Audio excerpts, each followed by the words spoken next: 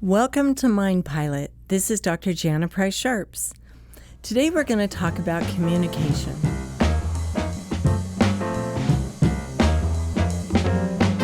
And this is probably at the foundation of all relationships and one of the hardest things for people to do.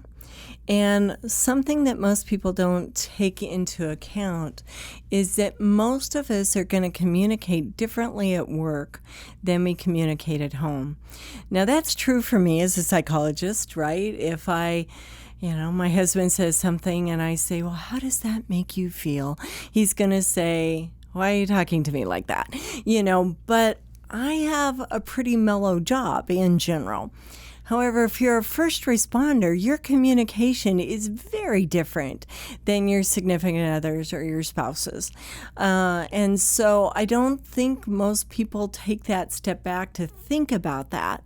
So let's explore some different ways that it is different. Let me ask you something. At work, if you need a coworker to do something quickly, do you say something along the lines of, I say, old boy, do you mind going over and getting that for me? Because that would be very helpful. No, you probably don't say that. You say something like, go get me that, right? And whoever you're saying that to goes and gets it. And it works out fine, right? They go get it. You get what you want. There's kind of almost immediate gratification because it gets done. But try that at home. How well does that work? Right? And so the communication at work for first responders is usually very brief, very direct, and often very loud. Maybe not yelling, but very kind of punctuated with, a couple swear words and a very intense tone. And part of that is adrenaline. When you look at people that are highly adrenalized, they're going to talk much more aggressively. They're going to be much more direct. They're much more likely to get angry or irritated with small things. And, the likelihood is they're probably more likely to say some snarky things. And so I want you to pay attention for 1 week.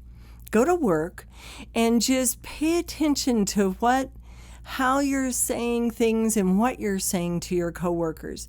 How are you saying that you need help with something, or what you would like them to do, or what is important for the day? And then, if you can, listen to your tone. Okay, because good bet your tone is, again, going to be very direct. It's going to be very assertive or aggressive. And think about how much you cuss. Because a lot of first responders use like the F-bomb as kind of an adjective, noun, verb. And, it kind of is half the sentence sometimes. And so really think about your communication style. Then what I want you to do is I want you to think about how well that works at home. Because remember, unless you're married to another first responder, your significant other or your spouse is a civilian, likely, okay? And they talk very, very differently. What is acceptable in the civilian world is not so acceptable in the first responder world, and vice versa. So when they go into, the grocery store, they very likely say thank you and please to the clerk. Okay, they may say to, their friends, oh, that would be really nice. Thank you so much for doing that. And if they're male, they may say, hey, thanks, appreciate that. But it's still, there's a different kind of etiquette in the civilian world. And then you get into the first responder world, and a lot of that goes out the door. The problem is, and I really want you to sit down with a calculator and think about this. Think about how many years you've been a first responder. Think about, on average, how many hours do you work a week and how much overtime you work. You got to add the overtime in. And times how many weeks a year. and get a total number of the hours that you have been on at work as a first responder. And then I want you to go back and do the same for how much you've been at home. I know you're at home sleeping, so that doesn't count. The sleeping time doesn't count. But how much time do you spend with your family? 2 hours a night? An hour a night? I don't know, 3 hours a night? How much time are you spending? And then figure out the differences in the numbers. I had one of my guys did this, and I don't remember what it was, but it was like 25,000 hours over here and 5,000 hours over here or something ridiculous like that. And I said, so that's probably why you talk like a first responder when you get home, because you have a whole lot more experience talking like that than you do at home. And so I really want you to take that step back and think about, how am I talking to my spouse? Am I issuing them orders? Probably. And so maybe starting to think about different ways of asking for things. So maybe if you need them to go to this grocery store and pick up something, maybe it goes from, hey, you better get some bread. We're out of bread. We're always out of bread. How come you never pick up bread? To, hey, honey, when you go to the grocery store, would you mind picking up some bread? Big difference, right? One is going to get you a very happy response, and the other one is probably going to start a fight. But how would you say it at the station or where you work or who you work for? It's probably very direct and, hey, did you guys get bread? Or did you get those sandwiches? Or how come the sandwiches aren't here? Or whatever it may be. So making that transition, taking that step back, taking a deep breath and saying, okay, I need to be nice. I need to calm my voice down. I need to lower my voice, because probably most of you have heard this. Dad or Mom, why do you always yell? And you're like, I never yell. What are you talking about? I'm yelling. I'm never yelling. And they're like, you're yelling right now. No, I'm not. What the hell's the matter with you? And you're wondering what they're talking about. Well, that's because that's the way you talk at work. And so for you, it's not yelling. For them, again, they're civilians. For them, it is yelling. So really paying attention to that tone. And you can say, well, maybe they should just get used to it. And yeah, okay, that might be a valid point. But do you want to have a happy life, or do you want to fight that fight? You might win the battle but lose the war. How many first responders do you know, and let's be honest, that retire and have nobody? Their families left them, the kids don't speak to them, they're divorced 3 or 4 times, and they're alone. You don't want to be that person. So there might be some really small things that you can do that begin to change it up. It is amazing what will happen if you text your spouse or significant other and say, hey, I just wanted you to know I love you. And again, warn them that you're working on your communication style so they don't think you're having an affair. But it is amazing how much more people are willing to work with you at home when you're nice. Be nice.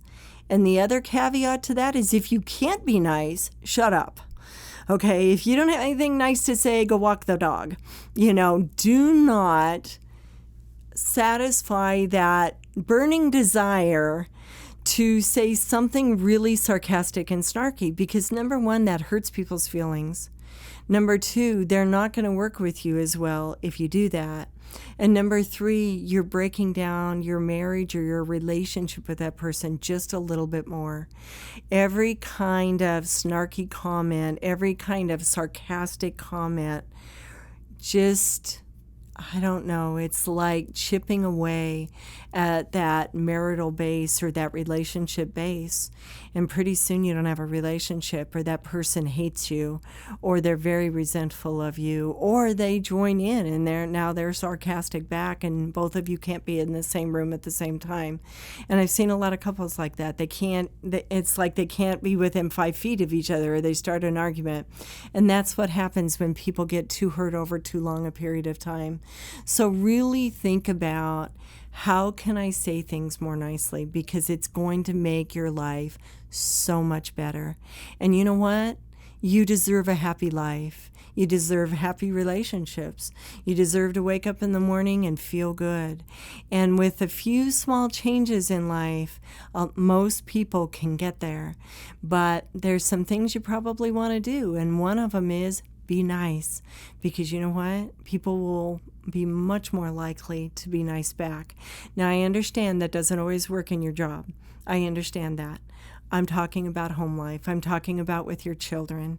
There is a great guy by the name of Gottman, Dr. Gottman, and he writes a lot of books. He and his wife write a lot of books on marriage. And one of the things he talks about is the 5-to-1 rule, and that's probably going to come up over and over in these podcasts. And the 5-to-1 rule is 5, I love you, I hope you had a good day, to, hey, did you get bread at the store, right? And he found that inverse of that is when people are headed for a divorce. And a lot of times what I've seen are people are more like 10-to-1. 10, why haven't you done this? And when are you going to do this? And I can't believe you haven't gotten that done, to, oh yeah, and I love you, right? So think about that 5-to-1 rule. I tell you what, it will shift your relationship around. Thank you for getting me a glass of water. I really appreciate dinner. It was so good. Hey, I noticed that you cleaned that area up. That was wonderful. Thank you. Great job. Those little things count. Should you have to say thank you for dinner? I hear this all the time. There's a difference between a should and what works. You can get into the shoulds all day, but if you want a happy marriage, if you want a happy relationship, say thank you. Say, I love you. Say, hey, you look beautiful today, or you look handsome today. Be nice. That's the cardinal rule of marriages and relationships. Be nice. It is amazing how much better things work. And if both of you are nice, you're going to have a great relationship. I hope you have a wonderful day. You deserve to have a wonderful day. Thank you for joining me. I'm Dr. Jana Sharps. This is Mind Pilot, and don't forget to subscribe.